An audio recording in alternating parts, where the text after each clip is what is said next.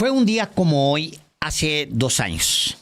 Los 3 partidos políticos tradicionales de México, el PRI, el PAN y el PRD, prometieron una elección interna ejemplar, pero sus propios impulsos la volvieron accidentada, incluso humillante, para varios de los que participaron o creyeron en ella.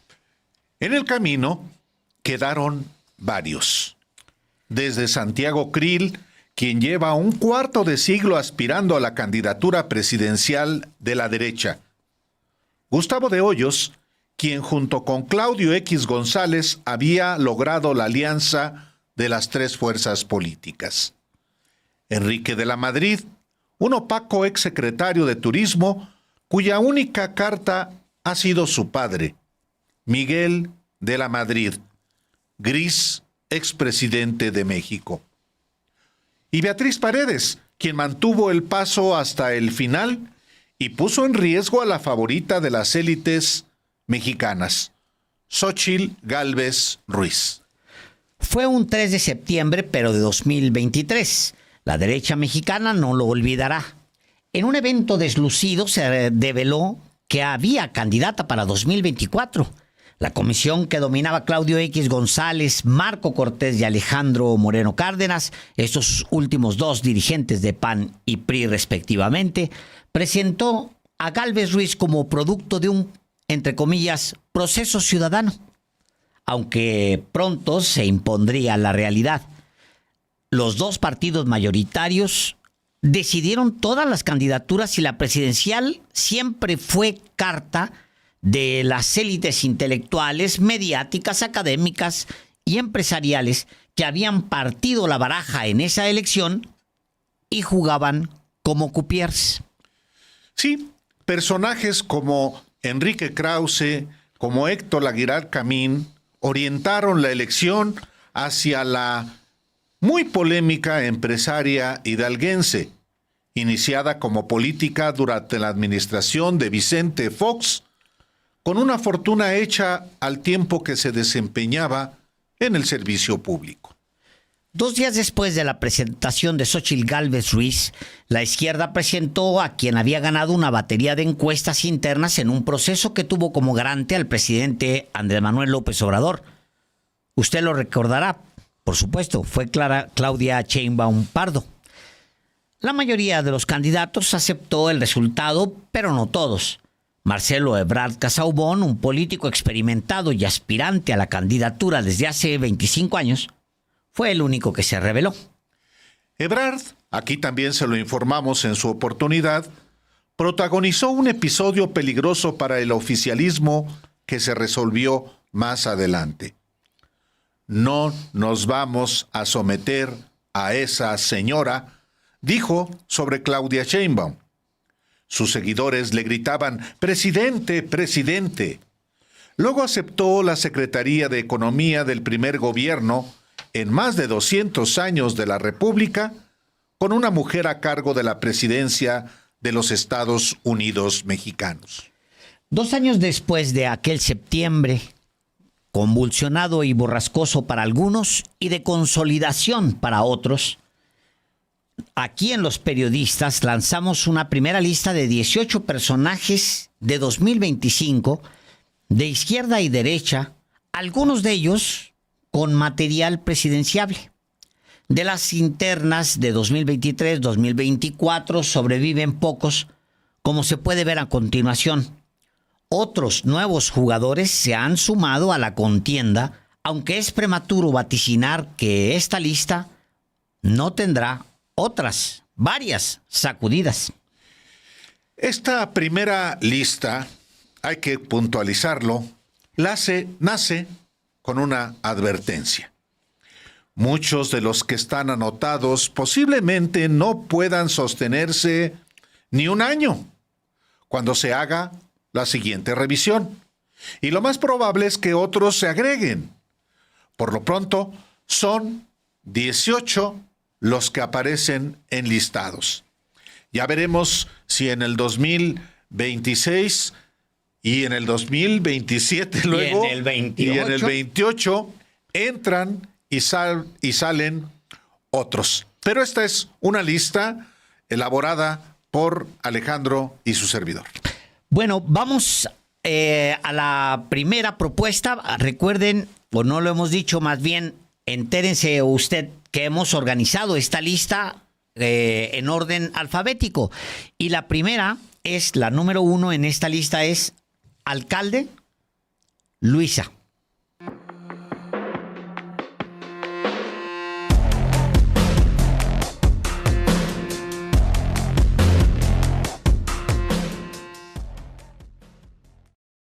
Del recambio generacional, la abogada Luisa Alcalde, Ciudad de México, nacida en 1987, viene de una familia de activistas sociales de izquierda.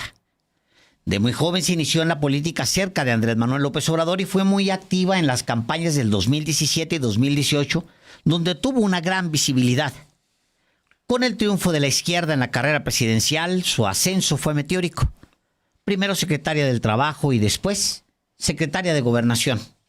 En la segunda presidencia, con la segunda presidencia al hilo de la izquierda, después de que Claudia Sheinbaum ganara, Alcalde se volvió candidata natural a dirigir Morena. Un puesto de doble filo porque, por un lado, el partido ha crecido tanto que cualquier nueva conquista en territorio estará más cuesta arriba, y porque el gobierno es siempre un escaparate más poderoso, permanente. Pero dirigir el partido es también construir redes de poder.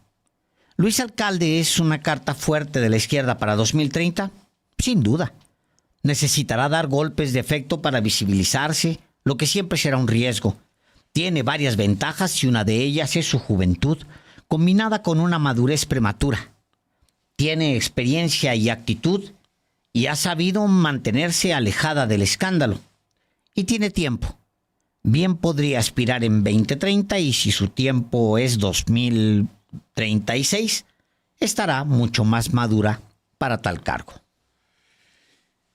¿Quién sigue? Bueno, por orden alfabético, un personaje de la derecha, Anaya Ricardo.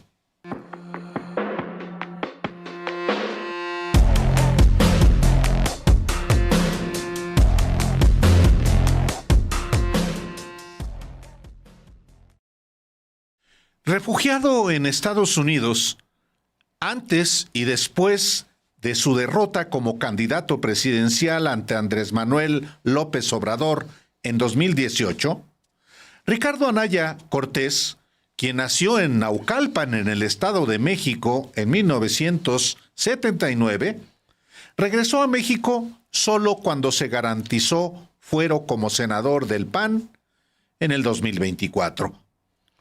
Oficialmente no tenía ninguna causa judicial en su contra, pero no quiso arriesgar. Y ahora la coordinación de su bancada es su plataforma para construir su segunda candidatura presidencial. Su fortaleza y al mismo tiempo su debilidad es ser gestor de los intereses oligárquicos, ajeno a las causas populares. Pero es hábil, truculento, inescrupuloso, prendas de valor en la política tradicional. Anaya tiene, sobre todo, un sello indeleble: su fascinación por el dinero ajeno. No terminó en la cárcel, pero está tocado por la corrupción. A diferencia de su primer intento por llegar a la presidencia de la República, cuando echó hasta a Margarita Zavala y a Felipe Calderón del PAN y acumuló muchos enemigos, Anaya enfrenta ahora más competencia por una candidatura que agrupe al bloque conservador. Tiene un año para decidir si buscará otra vez la presidencia de México, con mínimas posibilidades de ganar siquiera la candidatura, o si decide ir, aunque tampoco es un éxito garantizado, por la gubernatura de Querétaro en 2027. Así, el llamado Joven Maravilla, también conocido como El Cerillo o Ricky Riquín Canallín, como lo definió Andrés Manuel López Obrador, enfrenta una disyuntiva que en ambos casos tiene el signo del dinero. El tercer personaje es de izquierda, es Brugada Clara.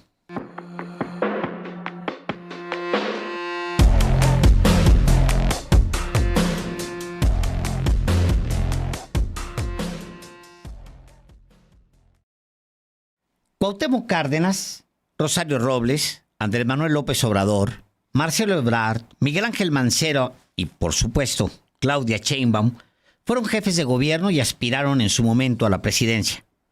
Los únicos que no fueron Alejandro Encinas y Martí Batres. Clara Brugada, Ciudad de México, 1963, tiene ese cargo y puede, que quiera o no, ser precandidata. Eso dependerá de su desempeño, del contexto político en los siguientes años y de la oportunidad que siempre juega. Brugada viene de la lucha urbana desde abajo y ha estado tan cerca del obradorismo que le tocaron en su momento todas las credenciales de la izquierda de las últimas pocas décadas.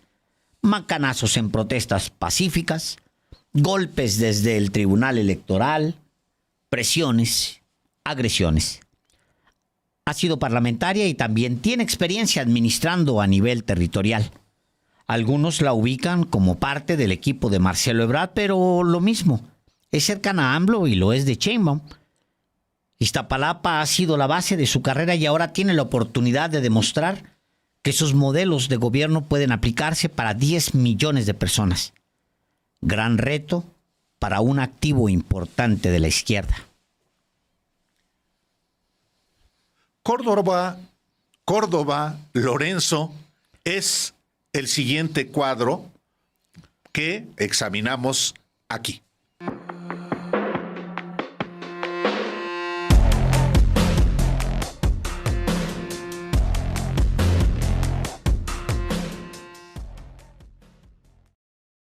Lorenzo Córdoba Vianello, nacido en la Ciudad de México en 1972, es hijo de académicos respetados. Arnaldo Córdoba y Ana Paola Vianello.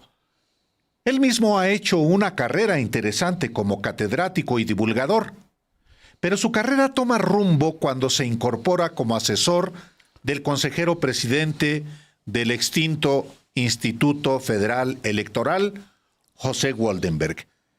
Y a partir de ahí, las instituciones electorales serán su obsesión. ¿Por qué la izquierda en el poder lo rechaza, al punto de considerarlo un hipócrita, simulador de derechas, que se hace pasar por progresista? Quizá porque concentra en su persona el reclamo a las élites intelectuales, académicas, electorales, empresariales y mediáticas por haberse hecho de lado a los poderes de facto durante los reclamos por los fraudes electorales de 1988, 2006 y 2012, entre otros. Las élites y él mismo, Córdoba, alegaron que no hubo fraude y se pusieron del lado de Carlos Salinas, Felipe Calderón y Enrique Peña Nieto. Eso las llevó a convertirse en anatema para la izquierda y sobre todo para el López Obradorismo. Pero quizás 2 episodios, entre varios, hacen insondable la ruptura y colocan a Córdoba en el lado derecho de los polos políticos de México. Uno es que fue presidente del IFE-INE a propuesta de Enrique Peña Nieto durante 9 años, con grandes salarios y prestaciones hasta su liquidación, con bono de casi 2 millones de pesos en 2023. Otro es cuando se filtraron grabaciones mientras él se burlaba de indígenas. Yo, jefe gran nación chichimeca, vengo Guanajuato. Yo decir a ti, o diputados para nosotros, o yo no permitir tus elecciones, se burló Lorenzo Córdoba mientras hablaba por teléfono con su segundo en el INE, Edmundo Jacobo Molina. Abro comillas. Yo no sé si sea cierto que hable así, cabrón, pero vio mucho llanero solitario. Cierro la cita. ¿Es precandidato de la derecha para el 2030? Sí. Y tan es así que Edmundo Jacobo Molina está creando un partido político. Se le ha acusado durante años de operar para el PRI y para el PAN. De hecho, en pleno proceso electoral del 2021, se reunió en la casa de Edmundo Jacobo Molina con los presidentes de esos partidos, en secreto, hasta que fueron descubiertos. Y sí, Lorenzo Córdoba es precandidato presidencial, sin duda. Falta ver si los ciudadanos lo aceptan.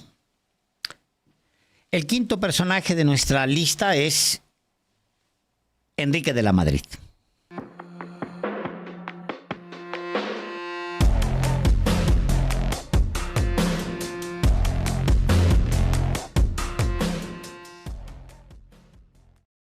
¿Quién es Enrique Octavio de la Madrid Cordero, nacido en la Ciudad de México en 1962?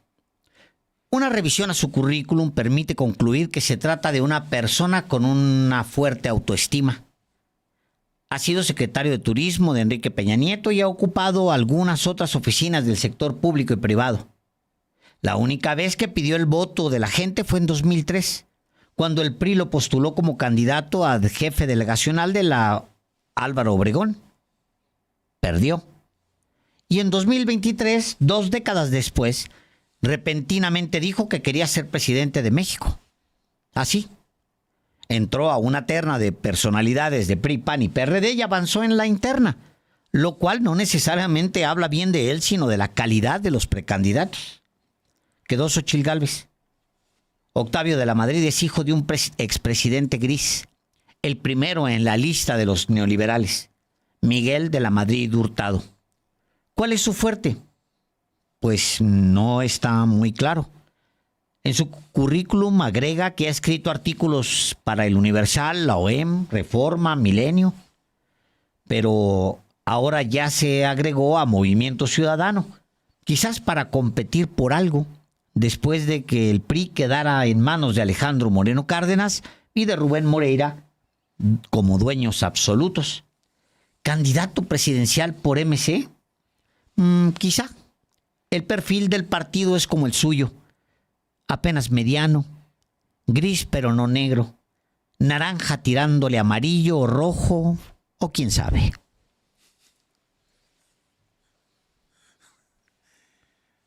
Sigue en la lista, me da risa, sigue en la lista un señor que se apellida Durazo y se llama Alfonso.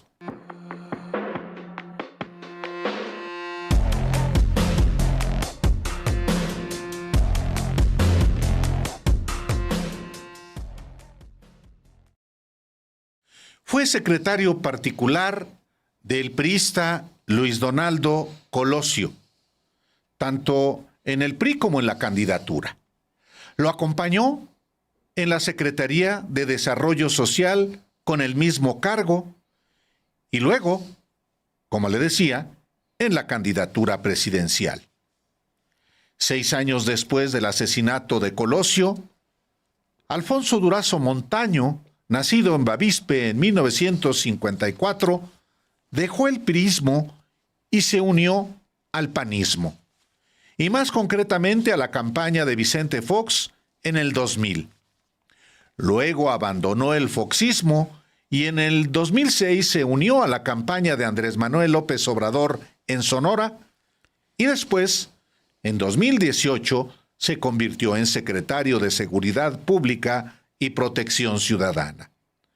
Duró 22 meses en el cargo y lo abandonó para ser candidato a gobernador de Sonora y ganó. En eso sigue. Es fundador de Morena y tiene una presencia fuerte dentro de ese partido. Algunos lo ven como posible precandidato presidencial, aunque otros sostienen que Durazo es más cabeza de ratón, como dice el dicho. Su carrera política ha sido bajar y subir escaleras más que una línea recta. El personaje número 7 es Ebrard Marcelo.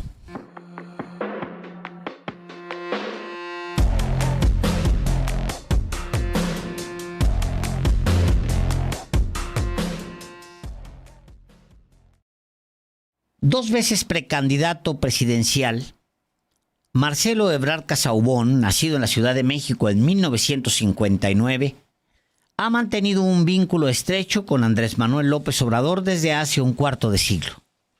En 2000 renunció a su candidatura para la capital mexicana y apoyó la de AMLO, y desde entonces, con contados momentos de distanciamiento, su carrera se ha hecho junto al tabasqueño. Dos veces fue formalmente precandidato presidencial y las dos veces perdió. En la primera, en 2012, ante Andrés Manuel López Obrador. Y en la segunda, en 2024, ante Claudia Sheinbaum Pardo. Es un funcionario eficiente, como pocos, de hecho, a su nivel. Como canciller, construyó una buena relación con la administración Trump del primer periodo que le abrió las puertas para el segundo periodo, ahora como titular de Economía. ¿Es cercano a la presidenta Sheinbaum? La pregunta es en realidad injusta. Pocos son realmente del círculo de ella. Se puede decir que le funciona a la presidenta como también le funcionó a AMLO. Es difícil saber si mantendrá la relación con su entorno como hasta ahora, porque sometido al estrés de la sucesión, en 2030 será su tercer intento, puede dar virajes. Él sostiene que Morena es su partido y la 4T su causa, pero muchos lo ven más un centro izquierdista, parte de lo que suele denominarse Red Set o izquierda o Rouge Champagne, es decir, la izquierda de arriba. Nadie le puede regatear que le ha servido a México en tiempos difíciles y tampoco se le puede regatear que es abierto, honesto en sus intenciones. Desde 2024 anunció que buscaría la presidencia en 2030 y es el único precandidato cantado. Hay otro precandidato cantado y es el siguiente personaje: Fernández Noroña Gerardo.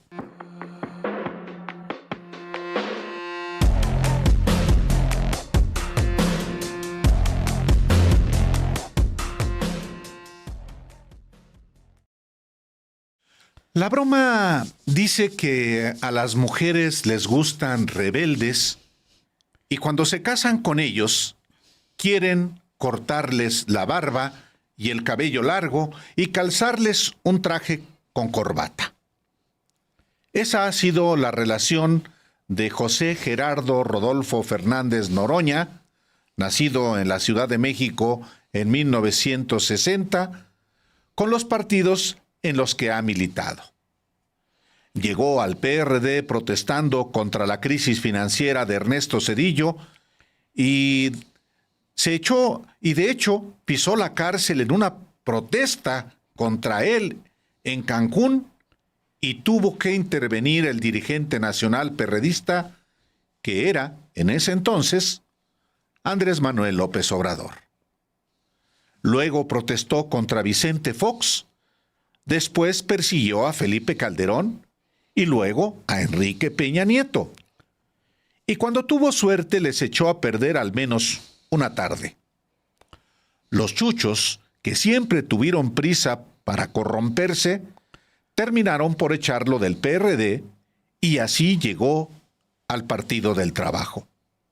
No es un tipo fácil, pero es también de los únicos que registra la historia reciente en pararse frente a un narcotraficante disfrazado de policía y gritarle en la cara que era un corrupto, un secuestrador, un asesino. Sí, Fernández Noroña se lo dijo en su cara a Genaro García Luna cuando los periodistas y los medios, y los intelectuales, y los académicos, y los empresarios, y los chuchos se hincaban ante el calderonismo y encendían incienso a la estatua gigante de García Luna. ¿Es precandidato presidencial? Lo es, En su anterior intento derrotó a quien gastó una fortuna en espectaculares y cobertura en redes sociales las 24 horas. Adán Augusto López Hernández. Sacó más votos que el exgobernador de Tabasco. Noroña, como se le dice, causa ronchas y al mismo tiempo tiene una base muy activa. Llegará hasta 2029 sin romper con Morena alguien que abiertamente reta las estructuras, en este caso su partido, cuando está inconforme con algo, ahora mismo la austeridad. Hagan sus apuestas. Nuestro personaje número 9 es García Harfuch, Omar.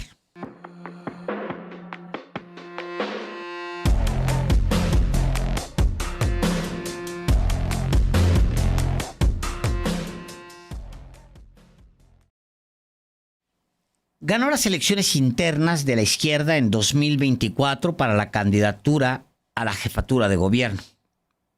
Tiene el apoyo de amplios sectores de la población que lo consideran un buen servidor público. Ha sido eficiente en sus encargos, controló la violencia en la Ciudad de México y conduce la actual estrategia de seguridad de Claudia Sheinbaum, que, si los datos son los correctos, ha logrado bajar considerablemente los crímenes. Se le ha tratado de vincular por años con el cártel de Sinaloa y con la desaparición de los 43 normalistas de Ayotzinapa. Él lo rechaza y hasta ahora ha salido bien librado. Pero una parte de la izquierda, una parte influyente, no lo quiere. Lo rechaza. Y aquí es el ADN, literalmente. Omar García Harfuch, nacido en Cuernavaca en 1982, es hijo de Javier García Paniagua y nieto de Marcelino García Barragán, dos políticos y policías represores que tomaron parte de un largo periodo de acoso, persecución, desaparición y asesinato de líderes sociales. El secretario de Seguridad y Protección Ciudadana Federal pagó en 2024 por su padre y por su abuelo. La candidatura que ganó en las encuestas fue anulada en el escritorio para dársela a Clara Brugada. Pero eso no quita que se le interprete como un servidor que ha puesto su vida en riesgo por los ciudadanos. El 26 de junio del 2020, un comando del cártel Jalisco Nueva Generación intentó asesinarlo en el populoso Paseo de la Reforma en la Ciudad de México. Lo hirieron. Salvó la vida. Y sí, es precandidato natural para la capital mexicana, pero también será una pieza en la sucesión del 2030. ¿Candidato presidencial? Bueno, sí, hay quien lo ve en esas ligas. El personaje número 10 se apellida Jiménez. Se llama Teresa.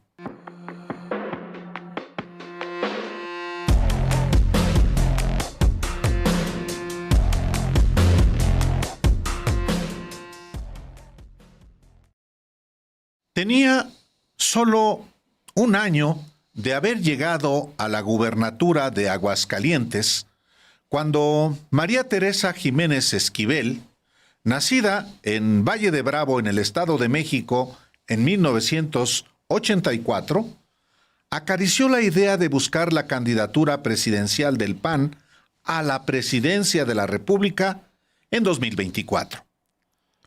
Pronto se dio cuenta de que esa posición estaba escriturada para Xóchitl Gálvez Ruiz y desistió. Lo que ha hecho desde entonces es madurar su proyecto para 2030 con la compañía de su marido, Luis Alberto Villarreal, exalcalde de San Miguel de Allende, Guanajuato, y destituido por Gustavo Madero como coordinador de los diputados federales del PAN en 2014, tras el escándalo de una fiesta con alcohol y bailarinas. Esa legislatura de la Cámara de Diputados es famosa por los moches, el esquema de corrupción que consistió en que todos los legisladores recibían 20 millones de pesos para destinarlos de manera discrecional a obra pública en municipios. Los moches fue un esquema que se presentó como parte de la corrupción, porque los legisladores cobraban porcentajes por entregar los recursos y o condicionaban empresas constructoras para hacer obra. Jiménez y Villarreal estuvieron implicados, lo mismo que su compañero Ricardo Anaya, avalados todos por Gustavo Madero como presidente del PAN. Teresa Jiménez está implicada también en la corrupción para licitar alumbrado público como alcaldesa reelecta de Aguascalientes entre 2017 y 2021, cargo que ostentó antes de ser otra vez diputada federal en 2021, hasta que ganó las elecciones de gobernadora en 2022. El personaje 11 es Montiel Ariadna.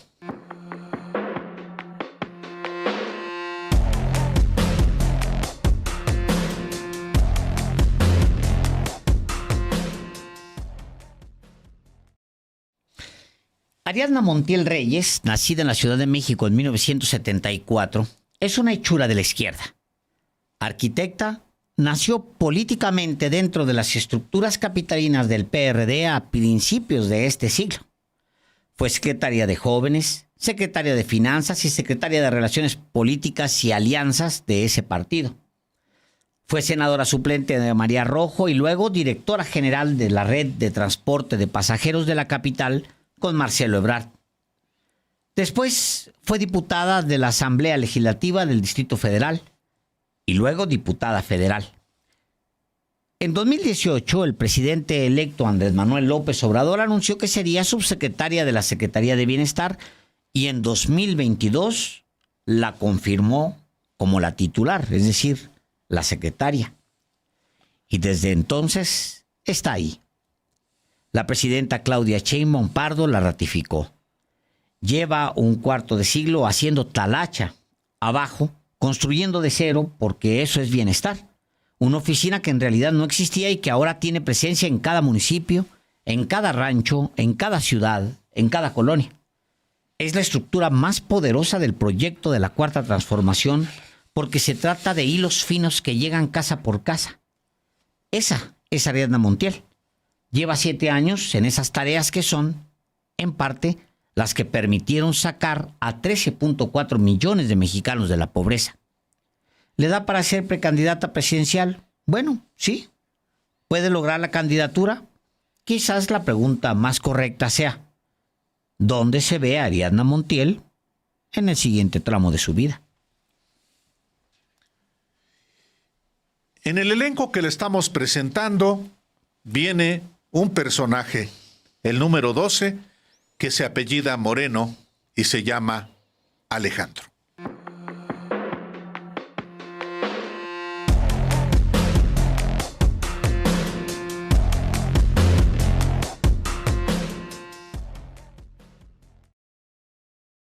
¿Presidente de México o sepulturero del PRI?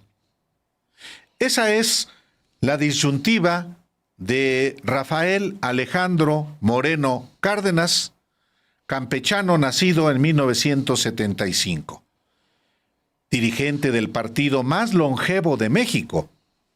Alito, como le gusta que le llamen, reúne todas las cualidades del PRI: corrupto, violento, torcido, manipulador, mentiroso, vendepatrias. Con esas credenciales cree que puede llegar a la presidencia de la República en 2030.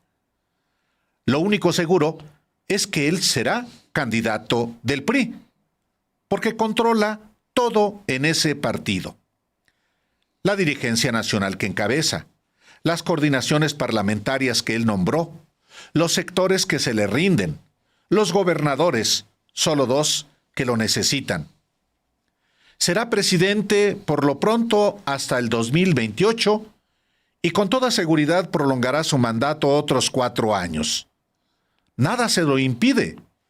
Tampoco que deje a quien él decida en la dirigencia del PRI para que él se nomine a sí mismo candidato presidencial. El problema para Alito es si para el 2030 habrá PRI, que viene en una acelerada tendencia a la baja, y si en las elecciones federales del 2027 logrará por lo menos obtener el 3% de los votos para mantener el registro. Su biografía de porro, corrupto y truculento le puede dar quizá para la elección intermedia, pero difícilmente para encabezar la República en 2030. Si no sepulta al PRI, será una proeza. En una de esas, el PAN lo vuelve a salvar con otra coalición, como en 2021 y 2024. Nuestro siguiente personaje, el número 13, se apellida Nale, se llama Rocío.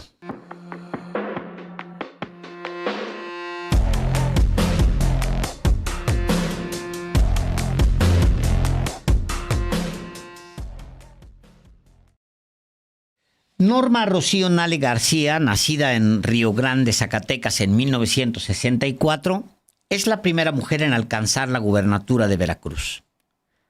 Antes fue diputada federal, senadora, y su carrera dio un vuelco cuando el presidente Andrés Manuel López Obrador la eligió para la Secretaría de Energía. La cartera es poco lucidora, ya que los directores de Pemex y de CFE se convierten en los verdaderos operadores de la política energética. Sin embargo, en el primer sexenio de Morena se roban los reflectores por dos razones. Una, que el sector energético mexicano se convierte en una alta prioridad para AMLO, y dos, porque recibe el encargo de desarrollar la refinería Olmeca de Dos Bocas, y la desarrolla.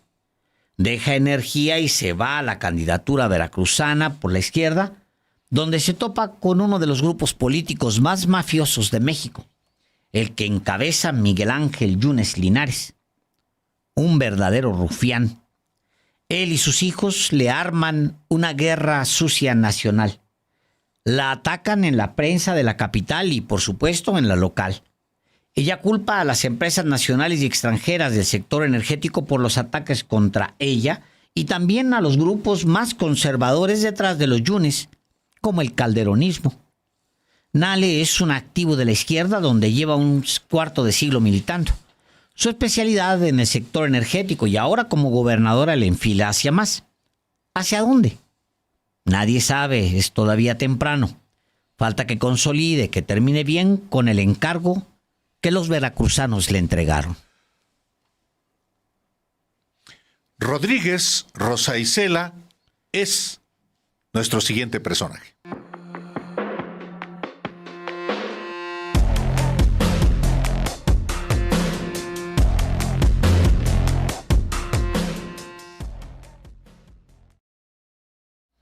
Rosa Isela Rodríguez Velázquez, nacida en Gilitla en 1959, ha sido periodista y servidora pública.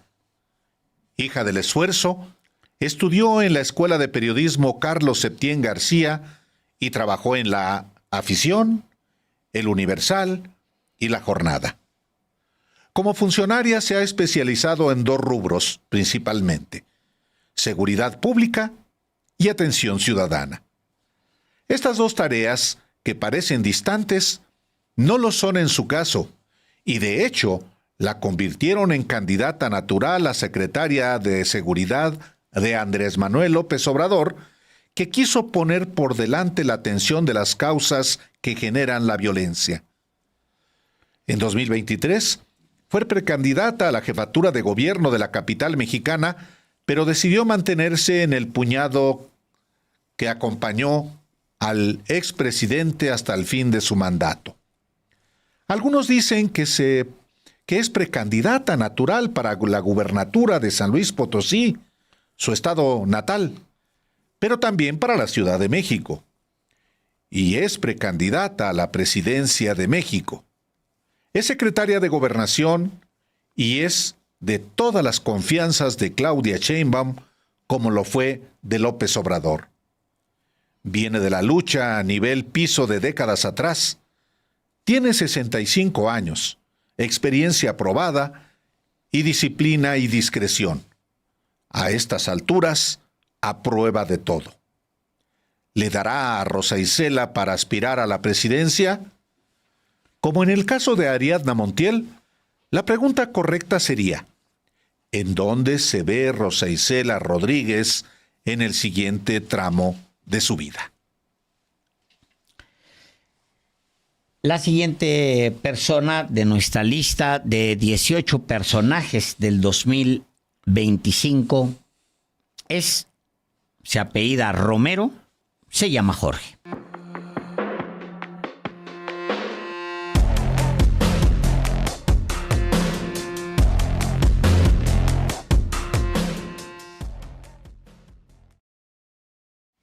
Identificado política y judicialmente como el jefe del cártel inmobiliario de la alcaldía Benito Juárez de la Ciudad de México, donde inició su carrera en 1997, Jorge Romero Herrera, nacido en esta capital en 1979, ha sido hábil para escalar políticamente en el PAN hasta convertirse en su presidente nacional. Y su meta, como él mismo ha aleccionado a su grupo político, es ser presidente de México. Quiere serlo en 2030, pero a sus 46 años de edad tampoco tiene prisa. Líder juvenil del PAN a principios del gobierno de Vicente Fox, ascendió políticamente cuando se hizo novio de Mariana Gómez del Campo, sobrina política de Felipe Calderón, que llegó al gobierno en 2006, y él a diputado de la Ciudad de México, desde donde afianzó su grupo en Benito Juárez. La corrupción ha sido el sello de este abogado, conocido más por sus capacidades de hacer grilla que por su talento jurídico. El propio Calderón lo describe como un corrupto más. En su libro Decisiones Difíciles, publicado en 2020, dice lo siguiente, comillas: Jorge Romero, de la Ciudad de México, es delegado de Benito Juárez, es famoso por los casos de corrupción que constantemente empresas extorsionadas revelan. Un amigo suyo y sobrino mío me relató que dejó de trabajar con él cuando el propio Romero le confesó que asociaciones de ambulantes y otros le representaban a su grupo ganancias de 7 millones de pesos al mes. Con ellos, además, había filtrado el padrón del PAN en toda la ciudad. Cierro comillas, cita de Felipe Calderón. La presidenta Claudia Sheinbaum lo llama Romero jefe del cártel inmobiliario, cuyos 12 allegados, incluido el exalcalde Christian von Roerich, están presos, sentenciados y fugitivos como parte del esquema de corrupción de la misma alcaldía donde el PAN tiene su sede nacional y que gobierna desde el año 2000. Romero tiene una mina de oro segura con la Benito Juárez, pero como presidente del PAN ya llegó a las ligas mayores y va por más. Ricardo Salinas Pliego. Salinas Pliego Ricardo es nuestro siguiente personaje.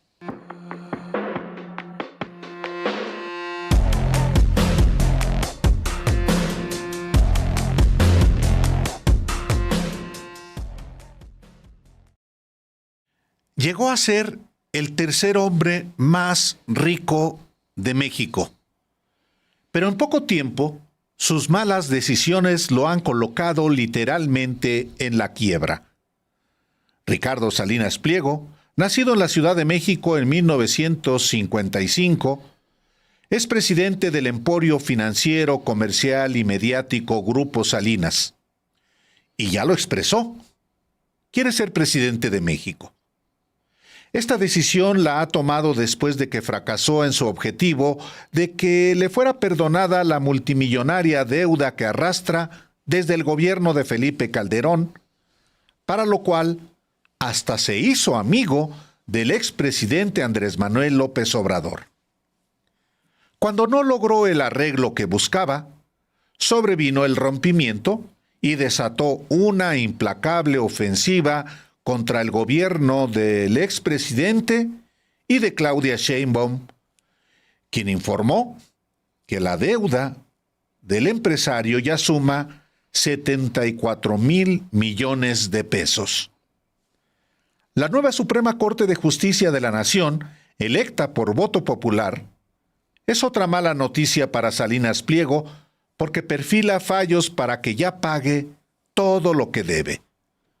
Su candidatura presidencial, de materializarse, sería vista como revancha política, pero también como un proyecto claramente oligárquico. El cálculo de Salinas Pliego es poder imitar los fenómenos políticos que representan Javier Milei en Argentina, Nayib Bukele en El Salvador y Donald Trump en Estados Unidos.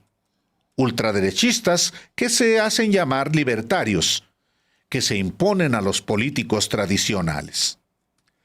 La formación ideológica de Salinas Pliego, desde niño, fue ultraconservadora. Su padre, Hugo Salinas Price, participó y financió proyectos de la extrema derecha y abiertamente fascistas desde la década de los 60. Y él mismo exhibe cotidianamente ese discurso que fascina a un núcleo aún marginal en México, que sin embargo puede crecer.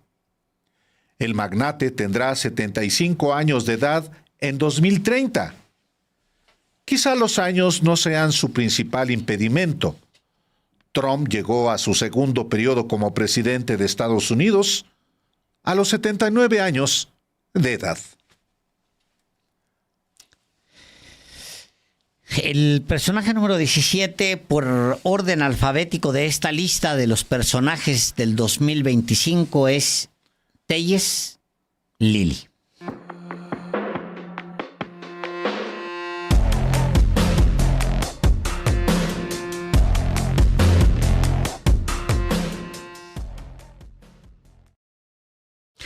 María Lili del Carmen Téllez García, así se llama, nacida en Hermosillo en 1967, quien se hace llamar también Lili Téllez, ha trabajado 3 décadas para el magnate Ricardo Salinas Pliego en Televisión Azteca, pero su carrera política se la debe al expresidente Andrés Manuel López Obrador por haberla incorporado.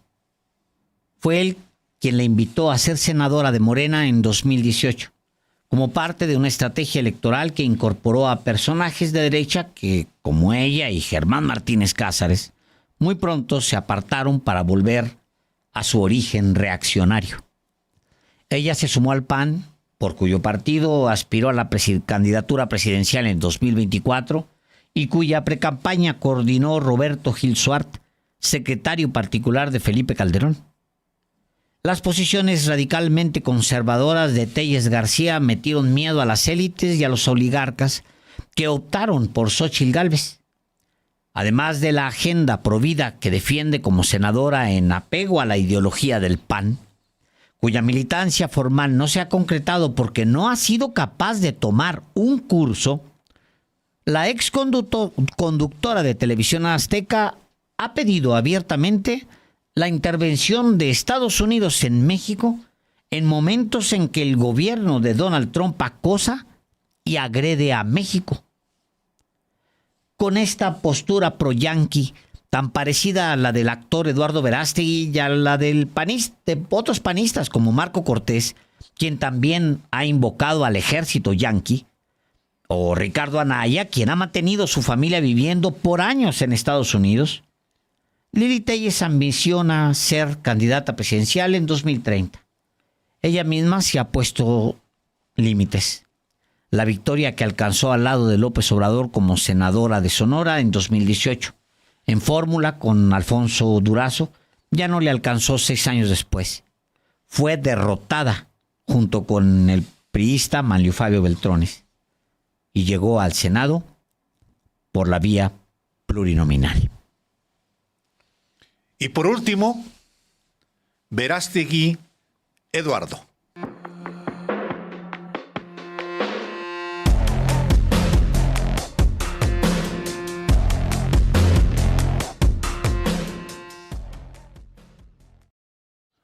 ¿Un actor para presidente de México? ¿Por qué no? ¿Por qué no? Pensarán algunos. Ronald Reagan hizo películas antes de encabezar el gobierno de Estados Unidos. Volodymyr Zelensky hizo carrera como actor y comediante antes de ser presidente de Ucrania. José Eduardo Verástegui Córdoba, nacido en Ciudad Mante, Tamaulipas, en 1974, es cantante y es actor, y quiere ser presidente de México. El problema de un proyecto tan ambicioso no es la actividad del pretendido, sino lo que ofrece para el país y sus habitantes. Además de rezar el rosario y de cantarle a la Virgen de Guadalupe, ¿qué ofrece Verástegui a los mexicanos? Someterse a Donald Trump, de quien se dice amigo, y a los funcionarios del gobierno de Estados Unidos, con quienes posa en fotografías. Hasta una cena organizó, quién sabe dónde, al nuevo embajador de ese país, Ronald Johnson. Con los mexicanos no se toma tantas fotografías. Tampoco se le ha visto caminando por el territorio nacional, pese a que está construyendo su partido político Viva México. Rezos y loas a Estados Unidos no es una gran combinación para su proyecto, que a eso se reduce. Sí, critica a la oposición de derecha, pero no plantea nada que sea distinto. Repudia a los gobiernos de Morena, pero tampoco genera una alternativa que no sea, otra vez, invocaciones religiosas y sometimiento a los gringos. Con rezos podría ser pastor, ni siquiera cura católico, pero no presidente de México. Menos en un país donde costó sangre separar a la Iglesia del Estado en el siglo XIX, y donde hubo una guerra entre 2026 y 2029 que solo afianzó la laicidad del Estado. México no es un set de telenovela, ni territorio de invasión y de conquista. Bueno, esa es la primera lista, que hacemos de personajes del 2025, personajes del 2025. Algunos de ellos, no todos, con una cierta materia para ver si se mantienen en la campaña, a la que le cuelga todavía algunos años. Pero es muy interesante la selección de personajes del 2025, Álvaro, porque revela un poco la composición de las élites políticas en este momento. Imagínate tú que en la misma lista por la derecha tienes a un Verástegui, a un Alejandro Moreno Cárdenas, tienes a Lili Téllez, tienes a Ricardo Salinas Pliego. Que de todos ellos podría, perdón por la interrupción, Alejandro, que de todos ellos es el que tendría un poquito más de potencia, porque son personajes realmente muy menores, aunque él esté fuera de los partidos. Sí. Claro, el más prominente es Alejandro Moreno Cárdenas en tanto presidente de un partido. Sí, no sé si tenga la mayor, digamos, oportunidad de ser candidato, porque las mezquindades, como ya lo vimos, mueven mucho a la derecha. O sea, pensémoslo de esta manera. En el PAN, en el 2018, Ricardo Anaya dijo: yo voy a ser candidato, punto. Así me tenga que fregar a Margarita Zavala y a Felipe Calderón, moco, se los friega y los saca. Sí. Al mismo tiempo, el mismo Alejandro Moreno Cárdenas tiene preparando este momento, preparándolo al menos 2 años. Recuerda tú que al menos 4 años. Recuerda tú que hace 2 años, justamente, ya había eliminado a una muy buena parte de de su posible competencia dentro del PRI. Y se había convertido pues ya en el caciquillo de un partido ya muy venido a menos. Pero lo que quiero decir es que necesitaría Ricardo Salinas Pliego, aun cuando tiene mucho dinero, tener una plataforma político-electoral para poderle entrar a una contienda. Ahora, ¿se va a mantener políticamente activo hasta los años que vienen, que es un montón de años por delante? Mira, uno, muy importante, casi para toda la oposición. La presidenta de México ronda los 80% de aceptación popular. 80% es una locomotora, Álvaro, que es capaz de contener al presidente de Estados Unidos a no agredir a su gobierno, porque sabe lo que puede significar. O sea, yo creo que es una de las grandes defensas que tiene México en este momento, que es la alta aceptación que tiene la presidenta de México.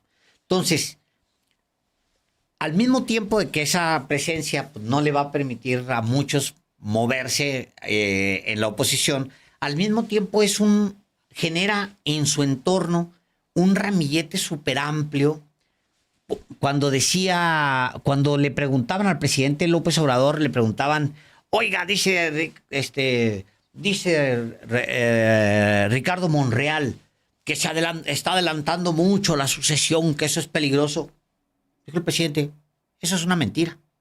No es cierto.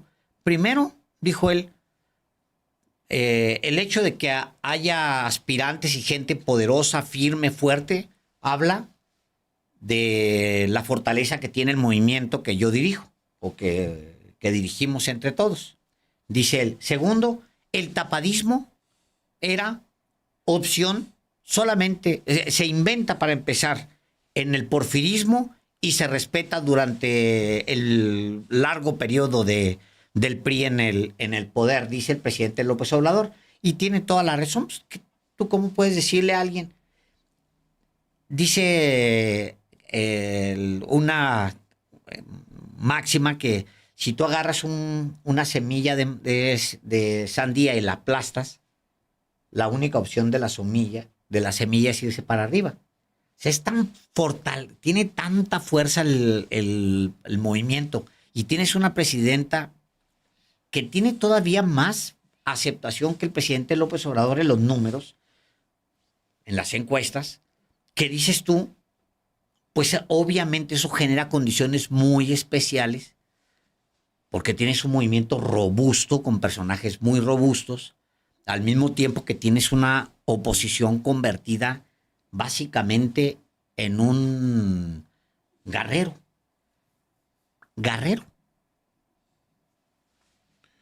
Sí, ¿por qué hablar de pretensos? Pues porque son personajes públicos y porque la vida pública debe ser cada vez más pública, naturalmente. Por eso, ¿alguien puede preocuparse? Pues yo creo que no. En todo caso, pues los que nos están diciendo aquí, es muy temprano. No, ¿para qué? ¿Para qué? ¿Y Exacto, para quién? ¿para qué y para quién? No, al contrario. Es muy padre las listas. Las listas siempre son muy polémicas. Me gusta contar mucho lo que contaba Forbes, ¿no? Forbes decía, cuando lanza una primera lista, la lista de Forbes, dice que le habló medio mundo después de que la publica. No, pues, oye, ¿qué pasó? Pues, ¿por qué estoy en esa lista? Yo no debería estar, yo no tengo el dinero que tienen todos esos. O bien al revés, oye, ¿por qué no estoy en la lista? Entonces, lo que les dijo fue, oye, pues muy fácil, vamos a sentarnos a platicar para que me digas cuánto tienes y poderte incluir en la lista. Esto es con la información pública que tenemos.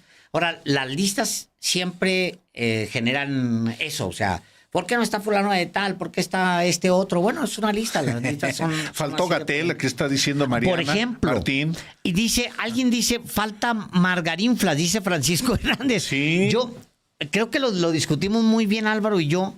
Incluso, te voy a decir, algunos dirían, ¿por qué no repite Ricardo Monreal? Uno, porque él ya dijo que se va a bajar supuestamente el próximo año, ya termina de hacer política, uno. Y luego, ¿y Margarita Zavala? Yo creo que si Margarita Zavala conserva alguna candidatura plurinominal, Álvaro, en la siguiente, si le dan una candidatura plurinominal, yo creo que le va a ir, eso podría considerarse muy agraciada. El calderonismo es una de las cosas. ¿Tú ves dónde quedó el calderonismo? Está, Francisco, pues ya yo creo que se purgó al calderonismo de todo el país y está completamente en el desuso. Dice Osvaldo Sánchez, no sean gachos, no pusieron a don Cucaracho. ¿Se refieren a don Cucaracho a Guadalupe Acosta Naranjo? No, él no. Él da para más. Oiga, pues echamos relajo, pero este es serio. Pues, sí. Por eso ahí está Lorenzo Córdoba. A ver, no es una ocurrencia, es advertir de personajes. A ver, Álvaro, aquí están agregándole a muchos personajes, ¿eh? A ver, no se menciona tampoco a Colosio. Es cierto, lo platicamos mucho. ¿Dónde está Colosio? Y tiene un problema fundamental que sabe ocultar muy bien, Álvaro, que es, le ponen el micrófono y se convierte en Margarita Zavala. Se transforma en Margarita Zavala. Tú le pones un micrófono a Colosio y luego dice cosas como, por ejemplo, la oposición y mañana y Monterrey y no le entiendes un carajo. Tiene ese problema. Pero no es solamente eso, Alejandro. Alguien como Colosio, ¿qué ha acreditado? Fue un mediocre presidente municipal de Monterrey. Bueno, tan mediocre que no fue capaz de generar una plataforma para la esposa del gobernador que fue derrotada por un priista. Entonces, ¿qué es Colosio? Nada. Que cante baladas, aunque no sea famoso, que esa sí siempre fue su aspiración. Oye, mira, a ver. ¿Quién más? Veo aquí de algunos, ¿eh? Félix Salgado, dice Israel Montes. Y luego Ramiro dice la Gilbertona. Y ya murió. Ya falleció. Emanuel Rosales, falta Ferriz de Con. Y luego dice Marisol J. Mendoza, el Chamuel. O sea, Samuel García. Vamos a ver, es que hay muchos de esos personajes que a lo mejor se pueden agregar. Pues sí. Es probable. Y alguien dirá, ¿y por qué no el gobernador de Jalisco? Es correcto, así es. Pues, o la gobernadora de Jalisco. Yo creo que es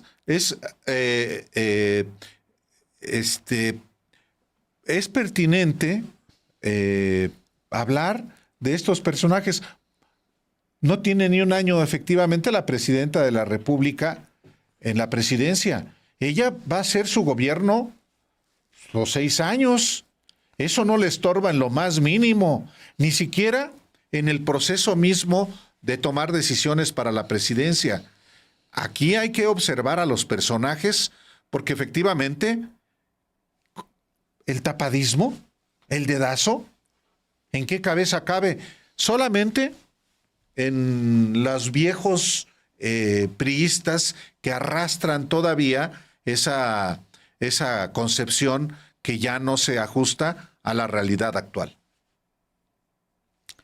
Guacalalemus, dice Ben Papillón. Raquel Buenrostro, fíjate, anotan a Raquel Buenrostro. Hay muchas propuestas, Martí Batres o Lenia Batres, alguien dice por acá. Es interesante todo, ¿eh? Maru Campos. Felipe Venegas. La ministra Lenia Batres tiene una responsabilidad que cumplir de 12 años. De 12 años. Falta Broso, dice Israel Vallarta eso como ya independiente. Ya es relajo. Arturo Saldívar, ¿dónde queda? Dice José. ¿Qué? A ver, no, pero está Norma Piña también la proponen aquí. Bueno, sí. Está muy interesante. Vamos a ver dentro de un año vamos a retomar esta lista y dentro de un año ya volvemos a hablar de la lista de los personajes del 2026 para ver quién sale a esta lista y quién se agrega. Por ejemplo, yo creo le va a agarrar a Samuel García un ¿Cuándo termina Samuel García? 2027. 2027 termina. Álvaro, 3 años en los que se va a tener que defender judicialmente, que yo no sé si salga bien librado esos 3 años. Los últimos gobernadores de Nuevo León terminan cerca del bote o en el bote. Pisan bote o en el bote. Hacia atrás, desde el Bronco, es el inmediato anterior, el Bronco. Rodrigo Medina. Rodrigo Medina lo perdona el Bronco, pero estuvo cerquita del bote. Vamos a ver cómo termina Samuel García. Sí, y no hay que perder de vista, no pierda usted de vista, que viene la renovación en las elecciones intermedias de 2027 de prácticamente la mitad de las gubernaturas. 17 gobiernos estatales van a renovarse. ¿Qué va a pasar con las gobernadoras, con los gobernadores que salgan? Muy probablemente habrá gobernadoras y gobernadores que puedan generar inclusive un cambio en el gabinete de la presidenta Claudia Sheinbaum eventualmente, o no, pero irían, por ejemplo, a la Cámara de Diputados. Viene en las elecciones intermedias movimientos muy relevantes, y no solamente en el bloque de la Cuarta Transformación, también en el bloque conservador. Y es importante, por ello, observar lo que está pasando en nuestro país. Fíjate, es muy interesante. Veo varios que apuestan, por ejemplo, ya lo veremos el próximo año, pero varios que agregan a Raquel Buenrostro, fíjate. Es muy interesante que agreguen a... Y hay varios que repiten algunos de los que ya están en la lista. Rocío Nale ya está en la lista. El Omar García Harfuch ya está en la lista. Rafael Hernández dice, Julieta Ramírez es guapísima. Bueno, sí, puede ser muy guapa, pero es candidata. Pues sí. O dice, ¿por qué no mencionan a Hugo López-Gatell, propuesto aquí en varias ocasiones? Es que no es que... López-Gatell está hoy como representante ante la Organización Mundial de la Salud. Él ni siquiera en algún momento ha manifestado el propósito diferente al que, por ejemplo, mostró cuando buscó ser candidato a la jefatura de gobierno. Entonces, no es que haya quien pueda simpatizarle, no. Pero en todo caso, pues si él regresa después de cumplir su responsabilidad y dice mejor, y va construyendo algo, pues claro que nosotros no está vetado, podemos estar vetado, nosotros no vetamos a nadie. Ni que tuviéramos capacidad para vetar a alguien, ¿no? Ni que fuéramos tan importantes. Bueno, ahí está. Ahí tienen ustedes. Esa es una primera lista y la retomamos dentro de un año. Pues...